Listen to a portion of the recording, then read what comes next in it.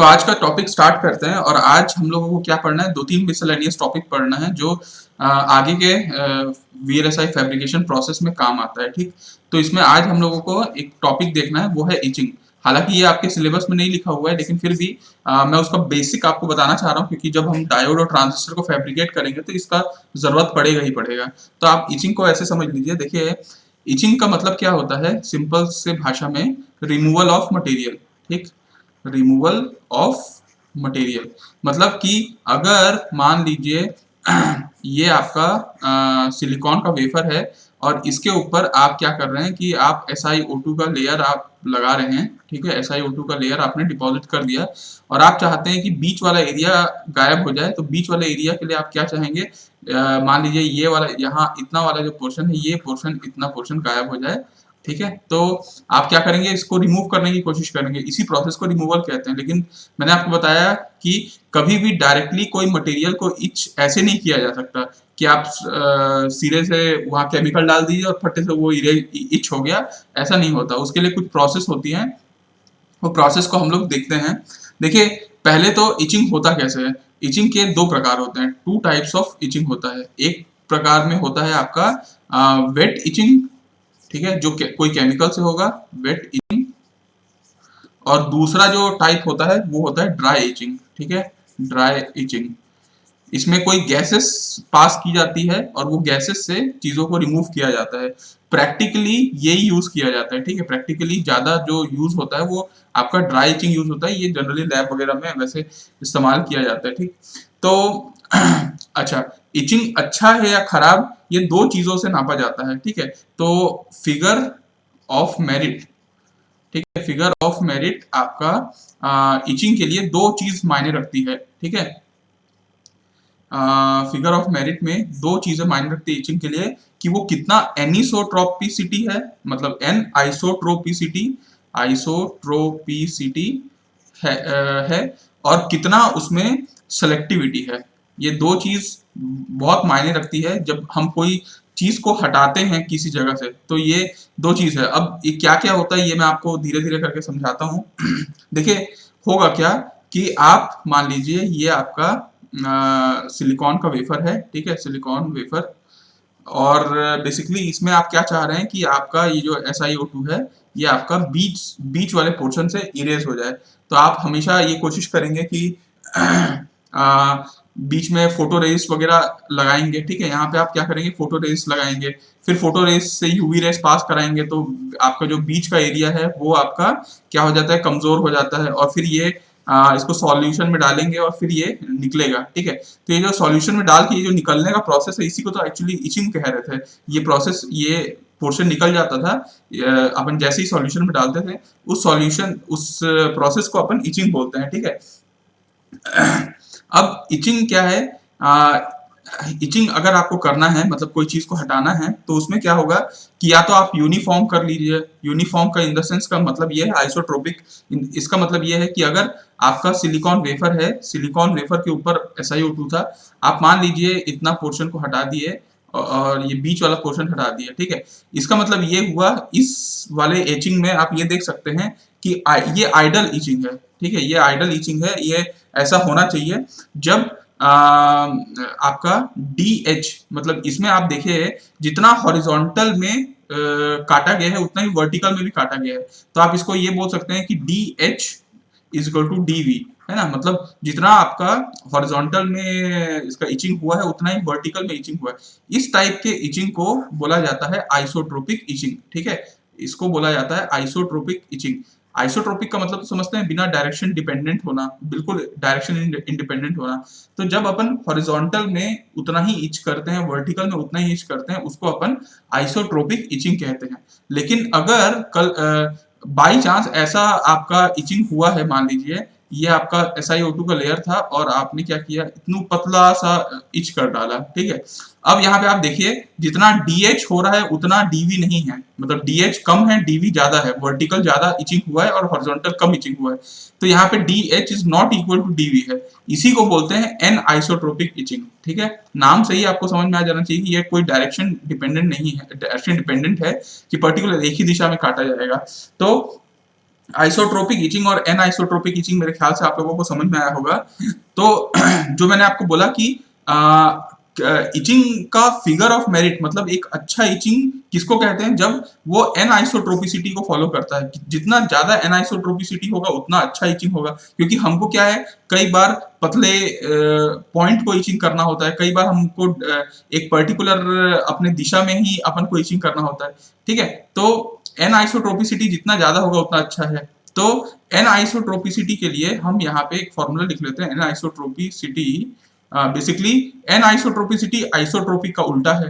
ठीक है, तो आप ये बोल सकते हैं 1 minus D H by D V. D H by D V basically ये एक्चुअली 1 होता है। अगर आइसोट्रोपिक की बात करें तो आइसोट्रोपिक के लिए D H by D V 1 होता है, तो 1 माइनस 1 0, तो उस केस के लिए एनाइसोट्रोपिसिटी 0 होगा। लेकिन अगर कोई ऐसा कंडीशन है जिसके लिए एक आपका हॉरिजॉन्टल ज्यादा हो रहा है या वर्टिकल ज्यादा हो रहा है, उसके लिए आपका एनाइसोट्रोपिसिटी की वैल्यू होगी, है ना। तो बेसिकली क्या हो सकती है, देखिए एक परफेक्ट इचिंग अगर अपन देखना चाहें आइसोट्रोपिक इचिंग के लिए, तो आपका ये कंडीशन बहुत सेटिस्फाई है। और एक परफेक्ट एन आइसोट्रोपिक के लिए अगर अपन बात करें, तो परफेक्ट एन आइसोट्रोपिसिटी क्या होगा कि D H by D V की वैल्यू 0 हो जाए, तो 1 minus 0 equal to anisotropicity. तो बेस्ट एन आइसोट्रोपिक इचिंग क्या होगा, जब एन आइसोट्रोपिसिटी आपका 1 होगा। ठीक है, D H by D V 0 मतलब समझ रहे हैं ना कि D H by D V 0 कब होगा, या तो डी एच की वैल्यू 0 होगी या तो डी वी की वैल्यू इनफाइनाइट होगी। इसका मतलब ये है कि वर्टिकल में अच्छे से काटा और हॉरिजॉन्टल में बिल्कुल नहीं काटा, मतलब इतना पतला सा एकदम सुई जैसा इचिंग कर दिया। तो ये तो एक खतरनाक मतलब बहुत मस्त एनाइसोट्रोपिसिटी है। इसलिए इस कंडीशन को परफेक्ट एनाइसोट्रोपिसिटी माना जाता है। परफेक्ट एन आइसोट्रोपिसिटी सोट्रोपिसिटी इज इक्वल टू 1 होगा। ठीक है, और परफेक्ट आइसोट्रोपिक इचिंग कितना होगा, परफेक्ट आइसोट्रोपिक इचिंग के लिए अगर अपन देखें तो एन आइसोट्रोपिसिटी कितनी होगी आपकी, ये वाली जो फॉर्मूला रखेंगे तो ये दोनों बराबर रहेगा, वैल्यू आ जाएगी एन आइसोट्रोपिसिटी की, एन आइसोट्रोपिसिटी की वैल्यू हो जाएगी 0, सॉरी हाँ 0। ठीक है, तो बेसिकली अगर आप इस कंडीशन को देखें तो एक अच्छा एन आइसोट्रोपिक आपको इचिंग करना है, तो आपकी वैल्यू जो होती है यहाँ पे मैं लिख देता हूँ, for good anisotropic etching, anisotropicity की जो वैल्यू होगी वो कहां से कहां रेंज करेगी, 0 से लेके 1 के बीच में रेंज करेगी। ठीक है, जितना 1 के करीब आएगी उतना अच्छा है, उतना ज्यादा एन आइसोट्रोपिक इचिंग होगा, और जितना 0 के पास जाएगी उतना ही वो परफेक्ट वो आइसोट्रोपिक की तरफ जाएगी, मतलब हॉरिजॉन्टल में भी उतना ही काटेगी, वर्टिकल में भी उतना ही काटेगी। लेकिन ये हमारे सेमीकंडक्टर इंडस्ट्री के लिए उतना अच्छा नहीं है, एन आइसोट्रोपिक ज्यादा अच्छा है, इसलिए ये ज्यादा अच्छा होना चाहिए।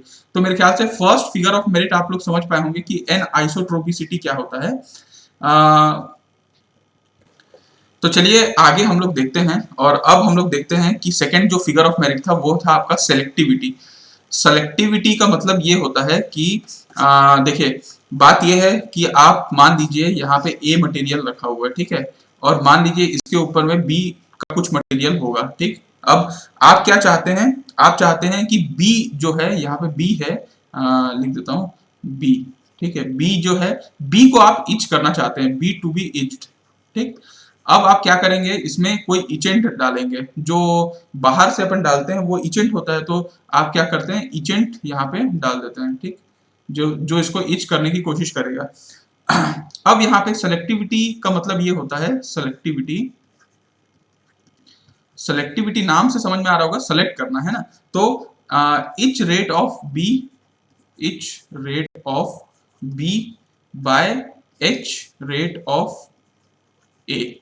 इसका मतलब ये है कि कायदे से आप देखिए बी को एच करना चाह रहे थे, तो कायदे से तो बी ही एच होना चाहिए था, है ना। लेकिन अभी देखिए टोटल इचेंट आया, वो कुछ ए को भी आपका वो करने की कोशिश किया। ठीक है, ए को भी इच करने की कोशिश करेगा, लेकिन हो सकता है कि ए थोड़ा रिएक्ट कर जाए, तो अपन चाहते नहीं है लेकिन ए इच हो, तो इसीलिए अपन सेलेक्टिविटी ये ले रहे हैं कि इच रेट ऑफ बी जो हम करना चाहते हैं डिवाइडेड बाय गलती से अगर इच रेट ऑफ ए भी हो गया तो आप देखिए अगर परफेक्ट आप बात करेंगे कि परफेक्ट सेलेक्टिविटी अगर अपन चाहते हैं, ठीक है, परफेक्ट सेलेक्टिविटी, तो कितनी वैल्यू होगी सेलेक्टिविटी की?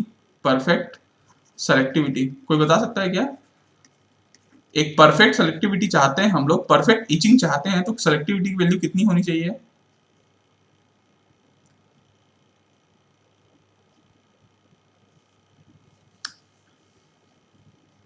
अरे आप लोग हो कि नहीं हो, कि गायब हो गए हो सब? नहीं समझ में आ रहा क्या इधर students? Sir more than one. More than one कैसे होगा यार? देखो परफेक्ट सेलेक्टिविटी हम चाहते हैं तो हम ये चाहेंगे कि एच रेट ऑफ ए तो हो ही ना। एच रेट, हाँ सॉरी, मोर देन वन ठीक बोल रहे हो, लेकिन आप उस केस में देखो कि एच रेट ऑफ ए हम चाहते नहीं है कि ए की इचिंग हो ही ना, तो ऑब्वियसली हम लोग इसको जीरो चाहते हैं, और यहाँ पे जो भी उसका एच रेट हो, तो अल्टीमेटली परफेक्ट सेलेक्टिविटी हम चाहते हैं, ये आइडल वैल्यू है इनफाइनाइट, हाँ, लेकिन ये वन से ज्यादा होना चाहिए, ठीक है। तो वेरी गुड, ये आपको मेरे ख्याल से समझ में आया होगा, ठीक है ना? हाँ, तो चलिए मेरे ख्याल से अब हम लोग आगे बढ़ते हैं और हम आपको बताते हैं कुछ प्रोसेस प्रोसेस अपन फॉलो करेंगे और फिर अपन जानेंगे, ठीक है। उम, चलिए फिर हम लोग आगे आते हैं और अब हम लोग देखते हैं कि इसका जो प्रोसेस होता है इचिंग का, वो इचिंग के प्रोसेस में हम लोग कुछ समझते हैं, जैसे सरफेस रिएक्शन को हम लोग समझते हैं कि सरफेस रिएक्शन क्या होता है, ठीक है। तो surface surface reaction, surface reaction basically जैसा मैंने अभी आप तक आप लोगों को पढ़ाया है वही चीज होता है कि आप यहाँ पे क्या करते हैं, सिलिकॉन वेफर में आप SiO2 डालते हैं, उसके बाद फोटो रेजिस्ट मटेरियल डालते हैं, फिर आप क्या करते हैं यूवी रे से पास करते हैं, यूवी रे से पास होने के बाद ये थोड़ा सा कमजोर हो जाता है, कमजोर होने के बाद आप क्या करते हैं, एक सॉल्यूशन में डुबा देते हैं, सॉल्यूशन में डुबाने के बाद क्या होता है कि ये जो सॉल्यूशन होते हैं ये इनके पास आते हैं और ये क्या है, इधर इधर इधर इधर जाते रहते हैं और इतना पोर्शन इच हो जाता है। बेसिकली इसी को हम आम भाषा में सरफेस रिएक्शन कहते हैं, है ना? तो ये, और अगर इसमें अगर आप स्टीरिंग करते हैं, स्टीरिंग का मतलब समझते हैं, जैसे घोलना, अपन चम्मच से जैसे घोलते रहते हैं वैसे स्टीर करते रहते हैं, तो ये इचिंग और फास्ट हो जाता है, जल्दी जल्दी जल्दी इच होना शुरू हो जाता है, थोड़ा घूमता रहता है, तो ठीक है। तो बस मैं आपको लास्ट में कुछ चीजें और बता देता हूँ, वो ये है कि कुछ मटेरियल या केमिकल आपको बस याद रखने हैं जो इचेंट की तरह इस्तेमाल होते हैं। मैं सारे इचेंट तो नहीं बताऊंगा, सम वेरी इंपॉर्टेंट इचेंट आपके बारे में बता दूंगा कि जो जनरली यूज होता है, ठीक है। तो दो चार ठोक का नाम बस याद रखिएगा आपको, कल के डेट में कुछ ऑब्जेक्टिव क्वेश्चंस में भी कभी पूछा जा सकता है, ठीक। तो इसमें यहाँ पे आपको याद रखना है, देखिए कभी आपको SiO2 को इच करना है, यहाँ पे अपन देख रहे हैं ना SiO2 को इच कर रहे हैं, तो SiO2 को इच करना है तो आपको कौन सा केमिकल लगाना पड़ेगा, आपको hydrofluoric acid plus D ionised water आपको डालना पड़ेगा, ठीक है, डी आयोनाइज्ड वाटर, ठीक। तो बेसिकली देखिए इसमें अपन करते हैं एफ हाइड्रोफ्लोरिक एसिड है और NH4F, ये डी आयोनाइज्ड वाटर का वो है। अभी क्या होता है कि अपन ये केमिकल जैसे ही डालते हैं, ये केमिकल जैसे ही डालते हैं, आपका SiO2 वाला जो पोर्शन है जो कमजोर हो रखा है यहाँ पे यूवी रेस के बाद, ये उसमें डिसॉल्व होना चालू हो जाता है। तो SiO2 के लिए कौन सा केमिकल लगता है बोलने से, hydrofluoric acid plus D ionised water. आपको कई बार अभी देखिएगा, अभी सिलिकॉन को आपको इचिंग करना है, अगर आपको सिलिकॉन को कहीं पे इच करना है, आपको देखना होगा कि देखिए यहाँ पे बीच बीच में हम लोग क्या करेंगे, यहाँ पे इचिंग करने का काम करेंगे और फिर उसमें डिफ्यूज करवाएंगे, है ना। तो कभी आपको सिलिकॉन को इच करना होगा तो आपको क्या यूज करना पड़ेगा, HNA। HNA का मतलब होता है, ये होता है हाइड्रोफ्लोरिक एसिड, प्लस N का मतलब होता है नाइट्रिक एसिड HNO3, ठीक है, और A का मतलब होता है एसिटिक एसिड, एसिटिक एसिड, जिसका केमिकल फॉर्मूला होता है CH3COOH। तो बेसिकली अगर आप सिलिकॉन को इच करना चाहते हैं तो आप ये केमिकल लगाएंगे तो आपका सिलिकॉन इच हो जाएगा, ठीक है।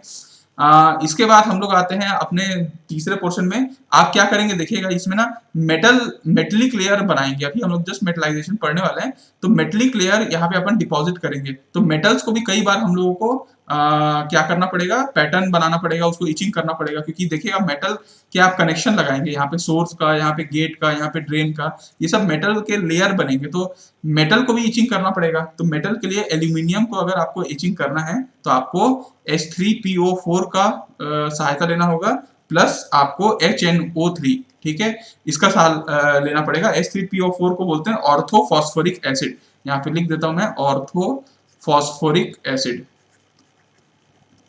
ओके, तो बेसिकली ये है, ये तीन चीज को आप याद रखिएगा, बिल्कुल भी याद रखिएगा। अगर आप बेसिकली मेटल में अगर गोल्ड का इस्तेमाल करते हैं, जैसे एल्यूमिनियम है वैसे गोल्ड का इस्तेमाल करते हैं, तो आपको इचिंग करने के लिए आपको iodine plus potassium iodide plus H2O, ये तीन का इस्तेमाल करेंगे, तब आपका गोल्ड इचिंग होगा। तो बेसिकली ये सारे केमिकल, बस आप तीन चार केमिकल हैं, तीन चार केमिकल को बस आप याद रख लीजिए, ये बहुत अच्छे एजेंट की तरह काम आते हैं, ठीक है।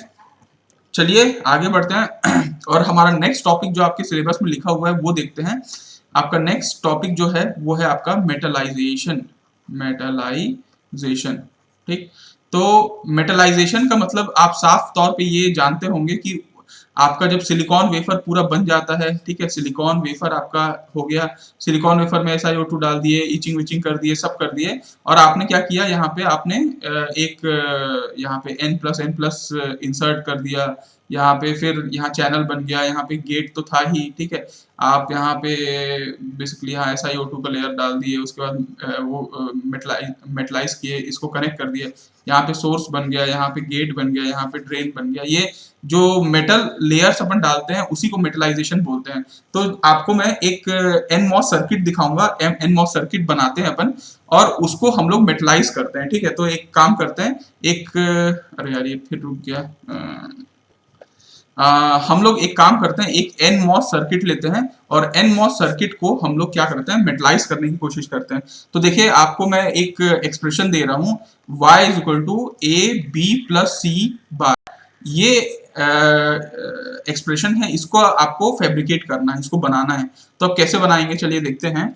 आपको ये याद होगा, यहाँ पे आप क्या करते हैं, एक AB है ना, तो AB को तो आपको इसको सीरीज में लेना होगा क्योंकि ये मल्टीपल है, तो आप क्या करेंगे, यहाँ पे ऐसा कनेक्शन ले लेंगे, ठीक है, ये आपका आ गया A, ठीक। उसके बाद यहाँ पे अपन नीचे आ जाते हैं और यहाँ पे आपको दे देते हैं B, ठीक है। तो AB आ गया, ठीक है, और C के लिए आप C+ में हैं तो आपको पैरेलल लेना पड़ेगा, पैरेलल ले लिया आप, ठीक है, और यहाँ से आप ये ले लिए, ठीक है, ये हो गया आपका C, और इसको आप क्या कर दिए, कनेक्ट कर दिए ग्राउंड के साथ, ठीक है, तो यहाँ पे ग्राउंड हो गया। तो यहाँ पे अपना जो आउटपुट है वो आपका आ गया AB + C, और इसके ऊपर ये मतलब नीचे साइड है इसलिए इसमें बार आ जाएगा, तो AB + C, यहाँ पे आप लिख सकते हैं y = AB + C बार आ गया। इसके ऊपर हम लोगों को PMOS भी बनाना होगा, मतलब इसका उल्टा होना होगा, तो आप यहाँ पे एक ट्रांजिस्टर लेके इसको अभी हम दिखाते हैं। यहाँ पे आपका आ गया ये जो VDD के साथ कनेक्टेड है, VDD, और यहाँ पे आपका ये आ गया, ठीक है।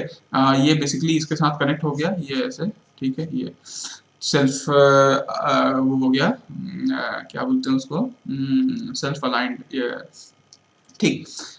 यहाँ पे अपन ले लेते हैं ट्रांजिस्टर T1, ट्रांजिस्टर ये आपका T1 ट्रांजिस्टर हो गया, ये ट्रांजिस्टर T2, ये ट्रांजिस्टर T3, और ये ट्रांजिस्टर T4, चार ट्रांजिस्टर का इस्तेमाल हो रहा है यहाँ पे, ठीक है। ट्रांजिस्टर बोले तो JFET आप ले लें, तो JFET में आप यहाँ पे कर सकते हैं, क्या है इनका, देखिए आपको मालूम है कि JFET में नीचे क्या होता है, सोर्स, और ऊपर क्या होता है, ड्रेन, है ना। नीचे में यहाँ पे सोर्स होगा, ऊपर में ड्रेन होगा, ठीक। और आपका फिर यहाँ पे देखिए दोनों के सोर्स, यहाँ पे इसका ड्रेन है, इसका सोर्स बराबर है, इसका सोर्स हो गया, और यहाँ पे भी सोर्स हो गया, यहाँ पे ड्रेन हो गया, ठीक, ये हो गए। अब अपन क्या कर सकते हैं, ये सारे जो गेट हैं, ये आपका गेट गेट गेट, अब आप यहाँ पे देखिए कि इसको अगर हम लोगों को बनाना है तो कैसे बना सकते हैं। मैं आपको यहाँ पे एक छोटा सा डायग्राम बना देता हूँ, छोटा सा डायग्राम से समझाने की कोशिश करता हूँ। ये है आपका एक लंबा चौड़ा, अपन सिलिकॉन वेफर ले लेते हैं, चार ट्रांजिस्टर हैं, तो चार ट्रांजिस्टर में अपन क्या करते हैं, एक छोटा छोटा वाला ट्रांजिस्टर ले लेते हैं, 1 2 हो गया। इनके बीच में अपन क्या करते हैं, एक आइसोलेशन लेयर का डाल देते हैं, ऐसा SiO2 का लेयर होना चाहिए। फिर अपन ये डाल देते हैं, ये डाल देते हैं, फिर आइसोलेशन का लेयर, ठीक है। फिर ये आ गया, ये आ गया आइसोलेशन का लेयर, और फिर ये आ गया और ये आ गया, ठीक है। आप समझ पा रहे होंगे कि मैं बनाना क्या चाह रहा हूँ। ये आपका 4 ट्रांजिस्टर है, चारों ट्रांजिस्टर का मैं आपको बनाना चाह रहा हूँ। मान लीजिए ये T4 है, ये T3 है, ये T2 है और ये T1 है। 4 ट्रांजिस्टर हैं और चारों के अंदर आप मान लीजिए ये n प्लस है, n प्लस है। ये मान लीजिए ये सोर्स है, ये ड्रेन है ना, ये सोर्स, ये ड्रेन, ये सोर्स, ये ड्रेन और ये सोर्स, ये ड्रेन। 4 ट्रांजिस्टर थे, चारों के हम लोगों ने वो बनाए। अब आपको मैं ये बताता हूँ कि देखिए कायदे से अगर आप देखें तो आप ये देखेंगे कि जो T1 ट्रांजिस्टर है, T1 किसके साथ कनेक्टेड है, VDD के साथ कनेक्टेड है ना। उसका जो ड्रेन है वो VDD के साथ कनेक्टेड है। तो अपन यहाँ पे क्या करते हैं, ये जो ड्रेन है इसको अपन VDD के साथ कनेक्ट कर देते हैं, VDD, ठीक। उसके बाद अगर हम देखें ट्रांजिस्टर T1 ड्रेन हो गया, गेट भी आपका VDD के साथ कनेक्टेड है। तो अपन क्या करते हैं, इसका जो बीच का गेट है, ठीक है, इसका जो बीच का गेट है वो हम लोग ले लेते हैं यहाँ पे। वैसे तो यहाँ पे अपन को क्या बनाना चाहिए, बीच में SiO2 का लेयर भी बनाना चाहिए। तो हम लोग यहाँ पे एक काम करते हैं, थोड़ा थोड़ा अपन ऐसे ऐसे ऐसे ऐसे बना देते हैं, ये दोनों के बीच में ऐसा SiO2, ये SiO2 है, ये SiO2 है, ठीक है। ये गेट वाला पॉइंट हो गया। अभी क्या करना है, ये गेट भी बेसिकली आपका VDD के साथ कनेक्टेड है। अगर आप यहाँ डायग्राम में देखें तो गेट, तो आप इसको भी ऐसे कनेक्ट कर सकते हैं, ठीक है। इसको भी आप कनेक्ट कर सकते हैं। लेट सपोज इसके साथ अपन ऐसे कनेक्ट कर दिया, ठीक। मेरे ख्याल से उसके बाद अपन को क्या करना है, T1 कंप्लीट हो गया। T1 का सोर्स किसके साथ कनेक्टेड है, आउटपुट के साथ कनेक्टेड है। तो T1 का सोर्स को अपन आउटपुट को ले जाते हैं, ये अपन ऊपर ले जाते हैं, ये अपना Y हो गया, ठीक। अब मेरे ख्याल से मैं पूरा नहीं बनाऊंगा, लेकिन आपको आधा बना के समझा दूंगा कि कैसे होता है। इसके बाद अपन को क्या करना है, बेसिकली देखिए ये T1 तो कंप्लीट हो चुका है। T2 के बारे में बात करते हैं। T2 का जो ड्रेन है वो Y के साथ कनेक्टेड है। T2 का जो ड्रेन है वो किसके साथ कनेक्टेड है, Y के साथ। तो अपन क्या करते हैं, T2 का ड्रेन को Y के साथ कनेक्ट कर लेते हैं। अभी एक ही लेवल में लेने के बजाय अपन इसको दूसरे लेवल में ले जाते हैं। ये दूसरे लेवल में अपन कंप्लीट इसको जोड़ दिया है, ठीक। अब आपका दूसरा और क्या अपन कर सकते हैं, देखिए जो T2 का ड्रेन है वो आपका Y के साथ कनेक्टेड था, अच्छी बात है। लेकिन इसके सोर्स के साथ भी कनेक्टेड था, ठीक है। इसके सोर्स के साथ, तो इसके सोर्स के साथ तो कनेक्ट हो ही गया। इसके बाद T2 का गेट A के साथ कनेक्टेड है, तो T2 का जो गेट है इसको अपन A की तरफ ले जाते हैं, A हो गया। T2 का जो सोर्स था वो एक तो इसके T3 के ड्रेन के साथ कनेक्टेड है। तो T2 का जो सोर्स है वो T3 के ड्रेन के साथ कनेक्टेड है। तो इसको अपन ऐसे कनेक्ट कर देते हैं, ठीक है। ये आपका मेरे ख्याल से कनेक्ट हो गया होगा, ठीक। अब हम लोग आते हैं और ऐसे ही हम लोग करते जाते हैं, मेरे ख्याल से जल्दी जल्दी हो जाएगा। T3 में आते हैं। T3 का ड्रेन तो हो गया सोर्स के साथ कनेक्टेड। T3 का एक वो ले लेते हैं अपन ऊपर में, ठीक है। ऊपर में अपन B ले लिए गेट में। और T3 का जो सोर्स है, T3 का सोर्स ग्राउंड के साथ कनेक्टेड है। अभी ग्राउंड हम लोग ने बनाया है कि अभी तक हम लोगों ने ग्राउंड नहीं बनाया। तो अपन एक काम करते हैं, जो T3 का सोर्स है उसको हम लोग ग्राउंड के साथ कनेक्ट करवाते हैं, मेरे ख्याल से। ओके, ठीक। तो हम यहाँ पे एक काम करते हैं, यहाँ पे हम ग्राउंड ले लेते हैं, चलिए इधर ही ले लेते हैं। ओके, सोर्स ग्राउंड के साथ हो गया है। और लेकिन इसका जो सोर्स है वो T4 के सोर्स के साथ भी कनेक्शन है। तो T4 के सोर्स के साथ कनेक्शन है, तो आप इसको ऐसे इन दोनों को कनेक्ट भी कर सकते हैं। और आपका T4, ये T3 खत्म, T4 का सोर्स भी ग्राउंड के साथ कनेक्टेड था। तो T4 का जो सोर्स है वो ग्राउंड के साथ कनेक्टेड है, तो हो ही जाएगा इससे।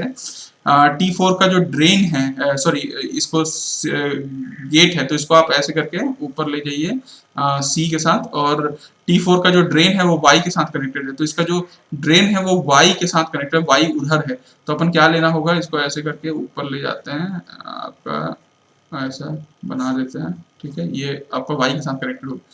तो आप मेरे ख्याल से समझ पा रहे होंगे मैं बताना क्या चाह रहा था। इस पूरे ट्रांजिस्टर, ये एक्चुअली इसका ये ट्रांजिस्टर जब आपको बनाना है तो आपको कायदे से फैब्रिकेशन में ये बनाना होगा। लेकिन ये जो बना रहे हैं अपन देख पा रहे हैं कि देखिए कई बार मेटल एक दूसरे को ओवर क्रॉस कर रहे हैं, है ना।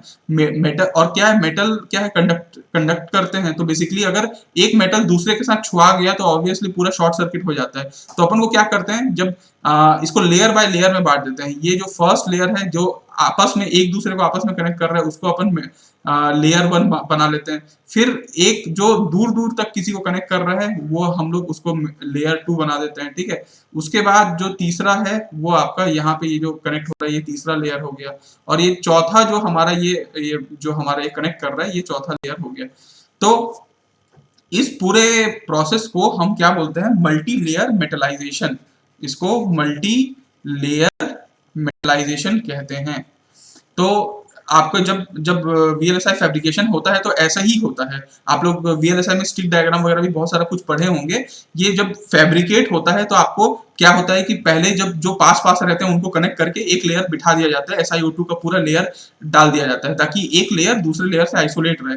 फिर दूसरा कनेक्शन किया जाता है तो दूसरे लेयर के बाद फिर SiO2 का लेयर। तो SiO2 का लेयर आपको मैंने बताया था कि आइसोलेशन में मदद आता है, वो इसीलिए। तो ये मल्टी लेयर मेटलाइजेशन में ये सब होता है। जब एक ट्रांजिस्टर दूसरे के सोर्स के साथ इधर उधर सब कनेक्टेड रहते हैं तो अपन को मल्टी लेयर मेटलाइजेशन करना होता है। ठीक है, तो अगर आपको मेटलाइजेशन समझ में आया होगा तो बस मेरे को आपको दो तीन चीज और बताना है, फिर अपन क्लोज करेंगे सेशन को। तो देखिए, पहली बात तो आप ये याद रखिएगा कि जो मेटलिक लेयर होता है वो बिल्कुल ऐसे शीट में होता है। आपका शीट में आप इसको बिछाते हैं, ये आपका, इसको मैं ऐसे लिख लेता हूँ। ये तो अभी मैं ऐसे बता दिया, ये बड़ा चौड़ा सा, मतलब हाइट इसका ज्यादा हो गया। मेटेलिक लेयर होता है वो क्या होता है, ऐसे शीट में ऐसा अपन बिछाते हैं। पूरा मेटलिक लेयर शीट में है, जिससे जिससे जो जो कनेक्ट करना है फिर SiO2 का लेयर अपन डालते हैं, ठीक। तो क्या होता है कि देखिए, एक मेटलिक लेयर है, एक मेटलिक लेयर आपका हुआ, उसके आगे उसके बीच में क्या किया आपने, बीच में आपने SiO2 डाल दिया, ठीक है, ताकि एक मेटलिक लेयर दूसरे मेटलिक लेयर के साथ वो मत आए, ठीक है, इंटरकनेक्शन मत हो। तो देखिए, अब आप इस कॉन्सेप्ट को समझिएगा। पहली बात तो आप ये मेटल, ऐसे तो मेटल लेयर है, तो मेटल लेयर में क्या होना चाहिए कि कंडक्शन ही होना चाहिए, लेकिन कुछ तो रेजिस्टेंस होगा, थोड़ा मोड़ा रेजिस्टेंस, इत्तू मुत्तू, लेकिन कुछ तो होगा। इस रेजिस्टेंस को जो मेटेलिक लेयर में होता है उसको हम शीट रेजिस्टेंस कहते हैं, शीट रेजिस्टेंस कहते हैं, ठीक है, शीट रेजिस्टेंस कहते हैं। तो शीट रेजिस्टेंस में क्या है फॉर्मूला, देखिए, रेजिस्टेंस का फॉर्मूला तो आपको पता है, रो एल बाय ए होता है, ठीक है। आप इसको ये मान के चलिए कि इसका जो शीट, मेटलिक लेयर का शीट है, उसका ये जो चौड़ाई है, ये चौड़ाई आप इसको बोल दीजिए कि ये जो इसका चौड़ाई है वो आपका एल है, ठीक है। आपका ये जो इसका यहाँ से यहाँ तक है वो डब्ल्यू है, और यहाँ से यहाँ तक का ये एच है। तो अगर आप इसको बोले रो एल बाय ए, रो तो ठीक है, रेजिस्टिविटी आ जाएगा, ठीक है। एल जो लेंथ है आपका वो तो आपका एल है, तो एल आपका ये आ गया। एरिया में आप ले सकते हैं W इंटू एच, तो W इंटू एच ले सकते हैं, जिसको आप शॉर्ट फॉर्म पे क्या बोलते हैं, रो, ठीक है। रो बाय एच को, मतलब रेजिस्टेंस जो है आपका पर आपका हाइट है ना, पर स्क्वायर आपका जो हाइट है, उसको आप रो बाय एच को आर ऐसे लिखा जाता है, ठीक है। ये है आपका शीट रेजिस्टेंस को लिखने का तरीका। कभी भी आपको शीट रेजिस्टेंस के बारे में आएगा तो आप ऐसे, total resistance is equal to sheet resistance into L by W, ठीक है। ये है आपका टोटल रेजिस्टेंस, जिसमें आर, ये वाला जो साइन है इसको क्या बोलते हैं मेरे को नहीं मालूम, लेकिन इसको, मतलब ये आर, इसको शीट रेजिस्टेंस कहते हैं, ठीक है। ये शीट रेजिस्टेंस होता है। तो शीट रेजिस्टेंस का कोई न्यूमेरिकल आता है तो आपको इसी फॉर्मूले से आपको बना देना है, सिंपल सा तरीका है, ठीक है। अच्छा, अब बात ये आ रही है, बात इतनी सी आ रही है कि देखिए, एक मेटलिक लेयर है, उसका एक शीट रेजिस्टेंस है, ठीक है, जो भी है, लेकिन मेटलिक लेयर है, बीच में अपन क्या किए, SiO2 डाल दिया और फिर एक मेटलिक लेयर आ गया। तो आपको ऐसा नहीं लगता क्या कि सर ये तो बिल्कुल कैपेसिटर की तरह रिएक्ट करेगा, मतलब एक मेटलिक लेयर फिर SiO2 फिर एक मेटलिक लेयर, तो कहीं ना कहीं कैपेसिटेंस फॉर्म होगा। तो हाँ, कैपेसिटेंस तो फॉर्म होता है, कैपेसिटेंस फॉर्म होता है। तो अगर कैपेसिटेंस फॉर्म होता है तो आप ये बताइए कि आपने ये बोला कि एक सिलिकॉन वेफर है, उसके ऊपर इतने सारे मेटलिक लेयर लगे हुए हैं, अभी दोनों के बीच में SiO2 है, तो हर, जब आपका ऊपर से लेके जो सिग्नल है, जो आपका इलेक्ट्रॉन है वो नीचे तक जाएगा, तो ऑब्वियसली उसको बहुत सारी चीजों का सामना करना पड़ेगा। हर बार उसको कुछ कैपेसिटेंस का सामना करना पड़ेगा, मेटलिक रेजिस्टेंस का सामना करना पड़ेगा। तो ऊपर से नीचे आने में डिले कितना होगा, ठीक है। तो उसको डिले डिले को आर सी डिले कहा जाता है। आप लोग टाइम कांस्टेंट वगैरह पढ़ते होंगे, तो आर सी डिले यही होता है। जब अपन कुछ चीज की बात करते हैं ना कि कितना डिले आया, क्यों फट से किया और फट से आंसर नहीं आता, मतलब थोड़ा सा मान लो नैनो सेकंड में डिले आता है, वो इसीलिए क्योंकि यहाँ पे बीच बीच में थोड़ा सा SiO2 का होता है लेयर, ठीक है। तो ये आर सी डिले को अगर अपन को निकालना चाहे मैथमेटिकली तो कैसे निकाल सकते हैं? देखिए, आर हो रहा है रेजिस्टेंस, रेजिस्टेंस क्या है? ये शीट रेजिस्टेंस जो हम लोगों ने निकाला। तो आर एल बाय डब्ल्यू अपन लिख देते हैं। और सी क्या हुआ? सी आपको पता होगा, सी होता है A F silent by W या डी, जो भी डिस्टेंस आप देखें, ठीक है। तो आप यहाँ पे कर सकते हैं एफ साइलेंट तो हो गया आपका, ठीक है। आपका ए क्या हो सकता है? यहाँ पे देखिए, ए आप लिख सकते हैं एरिया एल इंटू डब्ल्यू, ठीक है। तो आप यहाँ पे एल इंटू डब्ल्यू कर सकते हैं। इसका जो SiO2 का एरिया है, जो डिस्टेंस है, मतलब आपका एरिया है, वो आपका कितना होगा? दोनों में जो एल होगा, ठीक है, यहाँ से यहाँ तक कितना फैला है और यहाँ से यहाँ कितना फैला है, that is L into W area. और आप कर सकते हैं डी, डिस्टेंस कितना है दोनों के बीच में, तो डिस्टेंस आप डी ही मान सकते हैं या एच मान सकते हैं, जो भी आपकी मर्जी, चलो डी मान लेते हैं। दोनों के बीच में इन दोनों का जो डिस्टेंस है वो डी डिस्टेंस अपार्ट है दोनों के बीच में। तो अपन यहाँ पे फॉर्मूला रखें, तो फॉर्मूला में आप यहाँ पे सॉल्व कर सकते हैं। आप आर ये ले सकते हैं, एफ साइलेंट ले सकते हैं, एल स्क्वायर आ गया, ठीक है, डब्ल्यू डब्ल्यू कैंसिल आउट हो गया क्योंकि विड्थ तो सेम ही रहेगा, है ना, और यहाँ पे आ गया डी। तो ये है फाइनल फॉर्मूला आपका आर सी डिले होने का, जो मेटलाइजेशन में होता है। मेटलाइजेशन में के कारण कुछ डिले आता है, वो डिले आर सी डिले कहा जाता है, और वो इस फॉर्मूले से निकाला जाता है। आप कई बार देखे होंगे कि कुछ अपन करते हैं तो थोड़ा डिले आता है, वो इलेक्ट्रॉनिक डिवाइसेस में कुछ डिले आता है, आप डिजिटल वगैरह सर्किट्स में भी पढ़े होंगे। तो बेसिकली आप कोई भी चीज को, जैसे एंड गेट को फैब्रिकेट कर रहे हैं, नॉट गेट को कर रहे हैं, तो भैया नॉट गेट एंड गेट आखिर में तो यही इसी से तो बन रहा है ना, मेटलाइजेशन तो होगा ही उसमें, तो डिले तो आएगा ही। तो मेरे ख्याल से आप शायद एज्यूम कर पा रहे होंगे कि वो जो इलेक्ट्रॉनिक डिवाइसेस में ये जो डिले आता है वो किस कारण से आता है, वो ये कारण होता है। और इसीलिए हम ट्रांजिट टाइम निकालते हैं। ट्रांजिट टाइम का मतलब ये होता है कि कितना टाइम लगता है इधर से उधर जाने में, ठीक है। तो बेसिकली देखिए, ट्रांजिट टाइम का एक फॉर्मूला होता है। ट्रांजिट टाइम का फॉर्मूला आपको मैं सीधा सीधा लिख देता हूँ, L square by mu into V D S. ये basically voltage, drain to source voltage के टर्म्स में है ट्रांजिट टाइम का फॉर्मूला, ठीक है। तो जितना आप आरसी डिले को कम करते जाएंगे, ठीक है, आरसी डिले को आप जितना ही कम करते जाएंगे उतना ही आपका फास्ट होता जाएगा। और ये आरसी डिले कैसे कम होगा? बेसिकली आप क्या करिए, लेंथ ऑफ मेटलिक लेयर को कम कर दीजिए। एल को कम करेंगे तो आरसी डिले भी कम हो जाएगा, ठीक है।